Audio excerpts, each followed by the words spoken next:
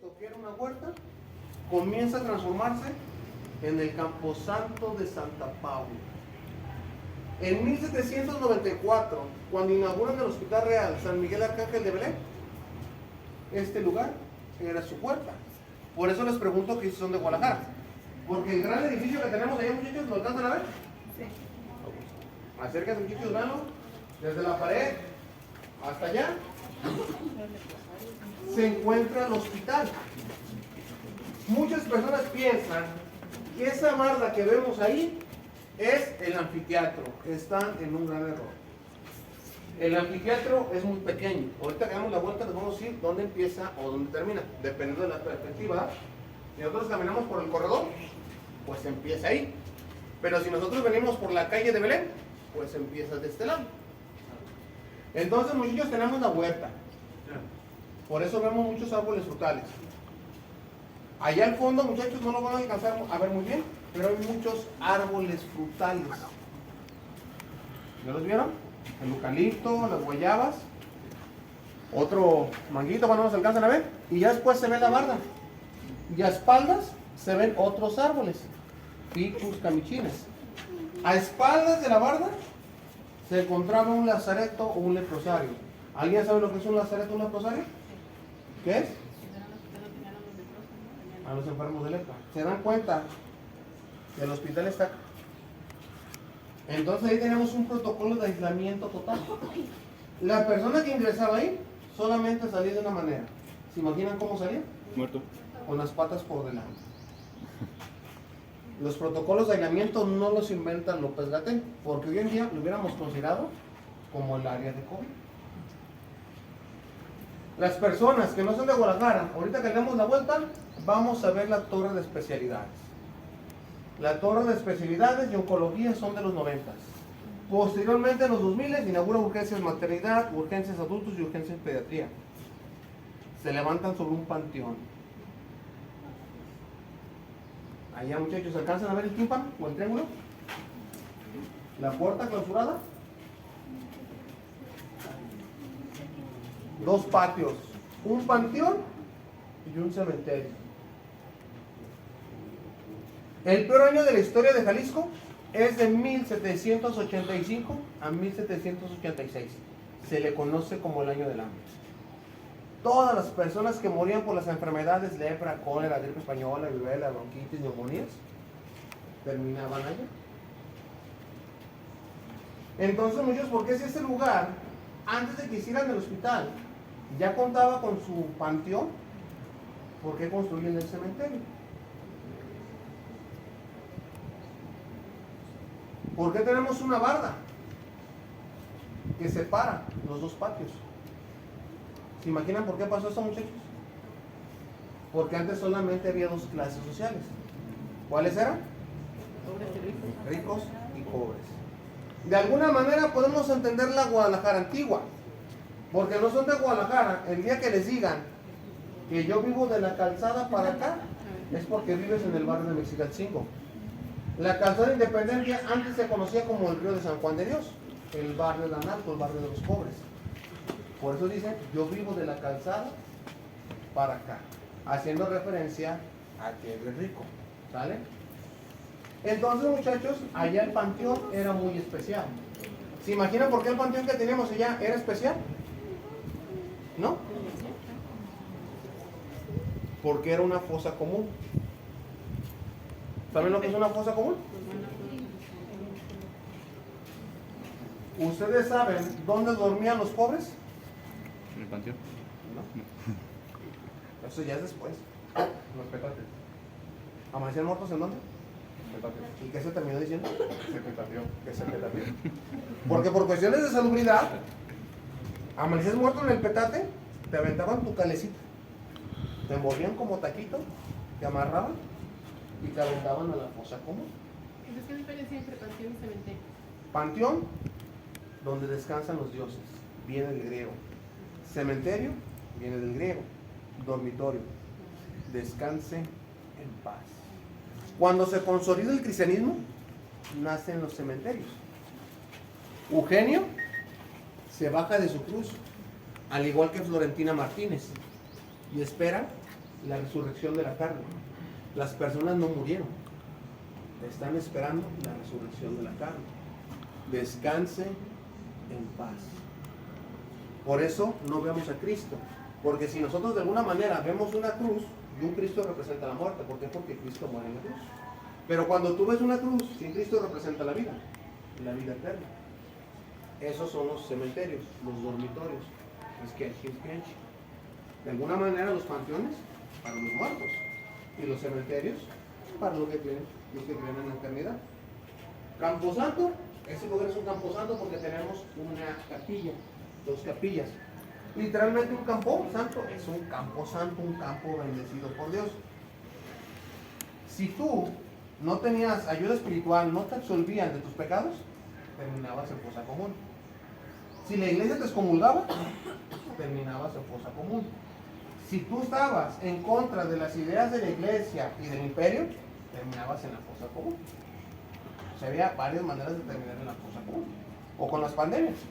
Tanto ricos y pobres, al contener lepra, terminaban en la fosa común. Entonces, las fosas comunes era como quien dice para los olvidados de Dios. Porque las personas que están sepultadas en un camposanto ya pagaron por sus pecados. Si tú no eras católico, no podías ser sepultado. Por eso hallamos osamentas en las casas. O la gente pobre que no tenía 25 centavos para aventarlos a la fosa común, los enterraban en sus casas, en sus extensiones de terreno que tenían las casas, ¿se acuerdan? ¿Han tenido abuelos en pueblitos? Tremendo patizote. Pues entonces ahí los enterraron. Por eso nos hallamos. Yo pienso que ya nace la leyenda de que si te hallas una olla y una osamenta, pero que si es una persona muy egoísta o avariciosa, te va a perder el oro. De la calzada para allá, pues solamente no tenían oro. Por eso en que allá siempre había pura egoísmo, ¿verdad? Porque las personas de aquí a ser ricas a veces eran sepultadas por decisión. Pero no quiere decir que el oro se perdió porque nosotros éramos egoístas o envidiosos. Yo quiero decir que simplemente se fueron inventando ese tipo de leyendas o tradiciones. Pero de que la gente a veces era sepultada en sus casas, sobre todo cuando eran de otra religión, eran enterrados con dinero, por decisión propia o por cuestiones de las enfermedades, ¿sale? Entonces, ahí tenemos un mausoleo estilo neoclásico. Y siempre que yo me paro en este mausoleo, muchachos, me da sed y de la mano. ¿Saben por qué? Porque es el mausoleo de la familia Cuervo, muchachos. Lo cual hasta la fecha sabemos que todavía tiene descendencia. Estilo neoclásico. Vénganse de este lado.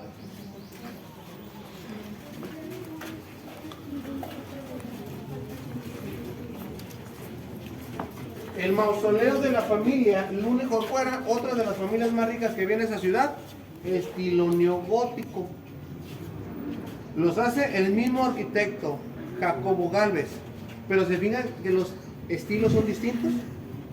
Porque los mausoleos se diseñaron para honrar y venerar a las personas que yacen abajo. De alguna manera podemos interpretar que entre más grande, entre más ostentoso, más se le amaba a la persona que yace abajo. Una manera, a lo mejor muy absurda de entenderlo, era cuando decían el 14 de febrero, que entre más costoso era el regalo hacia la dama, era más el amor que tú le demostrabas. Entonces, algunas personas llegan a la conclusión que la familia Lune Corcuera era la que más dinero tenía. Porque si se fijan, hasta la cruz es más alta. Porque entre más alto, más cerca de Dios te encuentras. Entonces, muchachos, ese es un mausoleo. Esto que tenemos en el piso es lo que comúnmente conocemos como lápidas. Unos que se ven más pequeñitos, que parecen casas de Infonavit, se les conoce como capillitas. Y esto que tenemos a espaldas, gavetas o nichos. ¿Vale, muchachos? Allá en el patio de los pobres, entre 15, 25 y 50 centavos, o sea, depende de dónde los aventaran.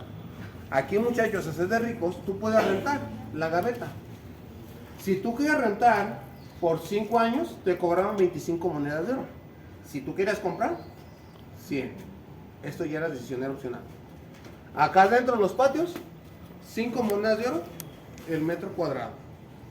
Creo que es hasta 1941 o 51 que los mausoleos pueden ser hechos por familias distintas, no consanguíneas. Pero antes solamente los mausoleos eran familiares. Obviamente las personas que se iban incorporando a la familia, pues tienen el privilegio de ser sepultadas en los mausoleos. ¿Sales? Pero antes no tenías nada que hacer consanguíneo. Después no me acuerdo si es de 1941-51, que ya familias distintas pueden hacer su mausoleo. Aquí, muchachos, ¿se imaginan cuántas personas caben? No. En cada gaveta que miden, exactamente caben 4 personas. 72, 63, pero ¿cómo están acomodadas? ¿Derecho? Sí. 4 personas. ¿Dices cuánto de cuánto mide más o menos, no? Cuando pasaste. No, pero mide más o menos como 2,5 metros. Entonces cada persona en promedio mide unos 1,80, unos 70. Entonces, ¿cuánto tenés que medir para meter 4 personas en mi lista? Pues 1,80, ¿no? ¿Cuántos metros? O sea, tienes que sumar 1,80 más 1,80 más 1,80. 2 por 4. 2 por 4. Entonces, ¿cómo están las personas acomodadas? Sin embargo, Acuérdense que antes entre más gordito, más dinerito, pues todos estos ahí estaban así llenitos, ¿ah? Entonces, si se fijan, solamente que pollo. Pues resto. ¿Ah? Los primeros 5 años, el cuerpo en descomposición se considera un cadáver. Entra por 4 etapas de descomposición. 5 años, un día exhuma restos cadavéricos. Los restos cadavéricos los amortajas o los descuartizas y los metes en un costal de istro de yutle y los inhumas. Inhumar es enterrar bajo la tierra. Obviamente aquí las personas no están inhumadas porque están emparedadas, pero se les hizo el mismo proceso. El de la exhumación, la amortajación, meter los restos en el costal y meterlos hasta el fondo. Entonces, cuando vean tumbas o gavetas que tienen 4 nombres, tuvieron que haber pasado 20 años. ¿Vale? Adentro es diferente. Porque en el mausoleo de la familia Cuervo nos damos cuenta que tiene 3, 6, 9, 12, 15, 18, 20 personas. Ese mausoleo está diseñado para tener 20 epitafios, hay unos en unos cuadrados. Entonces imagínense cuánto tiene de profundidad. ¿Cómo está acomodado por abajo? Entonces, puede ser así, que te bajabas unas escaleras y te topabas con galerías. O como si fueran literas y empezabas a poner uno encima del otro. Eso es una digna sepultura. Porque las fosas comunes todos eran aventados. Digna sepultura. Entonces, muchachos, las 3 primeras que les mencioné, las lápidas, los mausoleos y las capillitas, tienen algo en común: cuerpos por debajo de la tierra. Pero cuando vemos este túmulo, nos damos cuenta de que hay personas ahí emparedadas. Eso nos indica que efectivamente tenemos 15 personas ahí. No precisamente están sepultadas, porque están en el patio. Simplemente el gusto arquitectónico de esa familia fue hacer sus condominios, ¿ya? Hacia arriba. ¿Por qué? Porque entre más cerca. ¿Se fija? Ese era como que el con nuestra fe. Pero no quiere decir que los niños, a las personas que estuvieron sepultadas hasta 15 metros hacia abajo tuvieron pecados, ¿no? La digna sepultura, la cristiana sepultura, muchachos, ¿sale? Vénganse de este lado. 24 de marzo de 1889. Allá arriba, Dolores Haz de Romero y José Tomás. 24 de marzo de 1889. Ya van 4. Antonio Suárez y su hijo Juan José, y el mismo día. Fallecieron 6 personas. Como fue un accidente, a lo mejor se pueden haber entrado los 2. ¿Verdad? No pasaron a lo mejor los 5 años. Esto, muchachos, de los 5 años es para evitar la propagación de los gérmenes. O sea, pues que ya que pasaron 5 años, la cal hizo el efecto, se murieron todo, y pues ya pudieron meter otra persona sin riesgo a más contagios, ¿sale? Entonces aquí nos dimos cuenta de que una familia perdió 6 miembros, porque un ferry allá en Chapala se volteó. Los ricos se daban ese gusto. Nosotros nos íbamos aquí a la Tuxtla, muchachos, ahí, no se crean. Aquí, muchachos, miren también a Archibald J. Rice. ¿Ya vieron dónde nace? ¿En Sale qué? Cuando busquen Sarah J. Rice, se van a dar cuenta de que ella fue una bruja de Sale. Entonces, ¿cómo es posible que a lo mejor que él era un brujo esté sepultado en un camposanto. Pagó, ¿verdad? Pagó por... Además de no recargarnos, pagó las indulgencias, lavó sus pecados y ya puede ser sepultado en ese lugar. Es algo bonito que tiene nuestra religión, que te puedes arrepentir de todo y alcanzar el descanso eterno, muchachos, ¿sale? Entonces, efectivamente, de alguna manera podías pagar por todo aquello malo que hiciste. Pues si tenemos enterrado un pirata aquí, muchachos, tenemos enterrado un vampiro, imagínense, ¿verdad? Les cobraban 100 monedas de oro por cada persona muerta. Entonces, muchachos, ya se dieron cuenta que también tenemos personas que fueron familiares en otra parte del mundo, de las brujas de Salem. Ahora sí, muchachos, volteamos hacia. Si alguna persona le trajo una pequeña ofrenda a este pequeñín, ahí tenemos la carretilla, muchachos. Que el dulcecito, que el juguetito, que la tablet, que el iPhone, que el smartwatch. También acepta Nintendo Switch y todo ese rollo, ¿eh? Aquí, muchachos, lo pueden dejar. Les vamos a contar la leyenda del niño que le tenía miedo a la oscuridad. Este pequeñín, al nacer, es el primogénito de una pareja de enamorados. Por lo tanto, llenaba de alegría y de amor aquel hogar. Lo que nunca imaginaron sus padres es que su pequeñín nacería con una extraña y misteriosa enfermedad. Al ser tan rara, tan desconocida, todas las personas aseguraban que este niño era el hijo del diablo, por un escalofriante llanto que soltaba a diario que se encontraba rodeado de oscuridad. No importara que fuera de noche, la gente se le huyera. Lo que nunca imaginaron es que el padre de este pequeñín era médico, el cual estaba convencido que lo que tenía su hijo era algo clínico. Cuando comienza a investigar sus signos o síntomas, se da cuenta de que su hijo solamente le tenía miedo a la oscuridad, que no le pasaban cosas sobrenaturales como aseguraban las personas. Pero ¿cómo alivia su enfermedad? Haciendo que su casa siempre se de día. ¿Y eso cómo lo logra? Con la ayuda de 4 antorchas. Esta familia fue muy feliz por 3 años. Pero desafortunadamente, el 24 de mayo de 1882, la tristeza llega a aquel hogar, porque una misteriosa tormenta llega a Guadalajara, acompañada de fuertes aires, los cuales logran ingresar por las ventanas del cuarto de este pequeñín. Aquel fuerte golpe lo despierta. Pero ¿cuál es su sorpresa? Al abrir sus pequeños ojos, pues que la vida le jugó una mala broma, porque todas las antorchas estaban apagadas. Era tanto el miedo que este niño tenía oscuridad, que esa noche su corazón simplemente deja de latir. Aquella mañana fue la más triste de aquella pareja de enamorados, pero de algo estaban seguros, que su hijo era un angelito. Por eso al principio le hacen su cristiana sepultura, como era tradición, al igual que sus 2 vecinitos. Pero lo que nunca imaginaron es que el alma de su amado hijo no podría descansar en paz aún, porque se aseguran que fueron 13 días con sus noches, que aquellos llantos desgarradores se escucharon por todo ese cementerio, y que el velador jamás tuvo el valor de salir a ver qué era lo que estaba pasando. Siempre al amanecer, muchachos, se encontraban cuerpos de personas y de animales. La gente no les prestaba mucha atención, hasta que comienzan a ver cuerpos de niños y de bebés.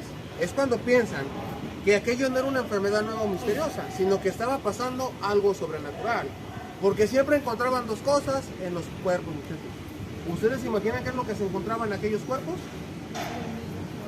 2 orificios en el cuello, y los cuerpos no tenían ni una sola gota de sangre. Es así que se corre el rumor de que en esta pequeña ciudad había un ¿qué? Vampiro. Un vampiro suelto.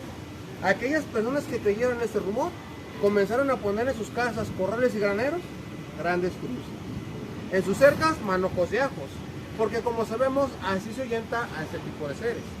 Y por supuesto, muchos que evitaban salir de noche. Pero ¿qué fue lo que pasó con aquellas personas que jamás creyeron en este rumor? Pues muchachos deambulaban por estas calles oscuras, sin ni una cosa bendecida por la iglesia. Desafortunadamente, eran las mismas que amanecen muertas. Se dice que eran tantos los cadáveres que se encontraban a diario que el rumor se convierte en verdad, que Guadalajara queda sumergida en la oscuridad y en el silencio. Entonces, si este vampiro era tan temido, ¿cómo termina en este lugar? Los padres deciden cobrar venganza, los padres de familia, porque no podían soportar de que el vampiro les robara sus tesoros más preciados, o sea, sus hijos. Se juntan 40 personas armadas con machetes y palos, y comienzan a caminar por estas calles oscuras utilizando algunas antorchas. Pero ¿a quién estaban buscando? ¿Quién era este malvado vampiro? Un conde europeo que tenía el nombre de Baldor. ¿Pero por qué Baldor era un vampiro? Porque la gente aseguraba que a partir de su llegada comenzaron a pasar todas aquellas muertes misteriosas, y que la gente jamás lo había visto caminando de día, Lo más sorprendente es que cuando se topan de frente con el conde de Bandor tenía una víctima entre sus manos. La gente sin dudarlo lo ataca. Y se dice que con la ayuda de una gran cruz logran someter al vampiro. Pero como saben que no lo van a poder matar de una manera tradicional, es que deciden traerlo arrastrando hasta el famoso Panteón de Belén. Y es que llegan hasta este lugar y se topan con un gran hoyo de aproximadamente 9 metros de profundidad. Avientan al vampiro y se meten 4 personas. Solamente que esta última, antes de ingresar, se topa con un pequeño árbol, el cual logra arrancar del piso. Una vez adentro se da cuenta que sus 3 compañeros tenían sometido al vampiro contra el piso. Esta persona, sin dudarlo, se hinca, levanta el pedazo de madera, saca su machete y lo convierte en una estaca, la cual clava en su pecho. Siendo tan fuertes los golpes, la estaca atraviesa todo su ser. Es cuando lo levantan y lo meten en un atún bendito, pero cuando lo quieren sellar, se dan cuenta de que la estaca era muy grande, deciden dejarlo abierto. Una vez arriba, se topan con una gran losa de concreto, la cual logran levantar entre todos y al dejarla caer se escucha un fuerte estruendo. Pero cuando todos voltean hacia abajo, utilizando las antorchas, quedan impactados, porque se dan cuenta que entre todos los escombros sobresale un pedazo de madera ensangrentado. ¿Cuál fue la conclusión?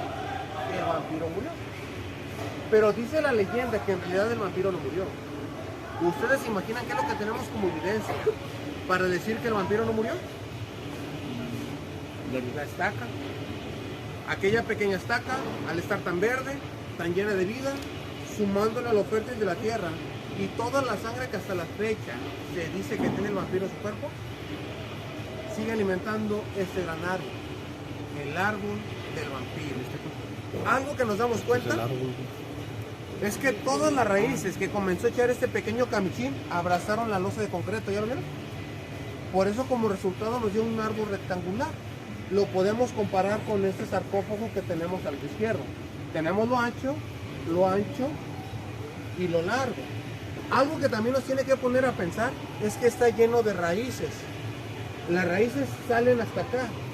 ¿Se acuerdan que nos decían en la primaria que las raíces salen del subsuelo porque estaban buscando agua? La gente, al ver tantas raíces, genera un nuevo rumor. ¿Qué estas raíces qué estaban buscando? Sangre. Que si le dabas un machetazo, que si le arrancabas una rama o una simple hoja, iban a empezar a salir ríos y ríos de sangre. Pero no se asusten porque el árbol sí lo hemos estado podando. Si esto fuera cierto, tuviéramos el Banco Internacional de Sangre conectado a este árbol. Y cada rama sería un tipo distinto de sangre, ¿sí o no, muchachos? Mas sin embargo, la gente sigue creyendo en este rumor. Por eso tiempo después se le puso el cancel. Pero se dice que este árbol quedó maldito. Que si este árbol se seca o se llegara a caer, el vampiro se levantará nuevamente con sed de venganza y que matará a todas las personas que le pusieron una mano encima.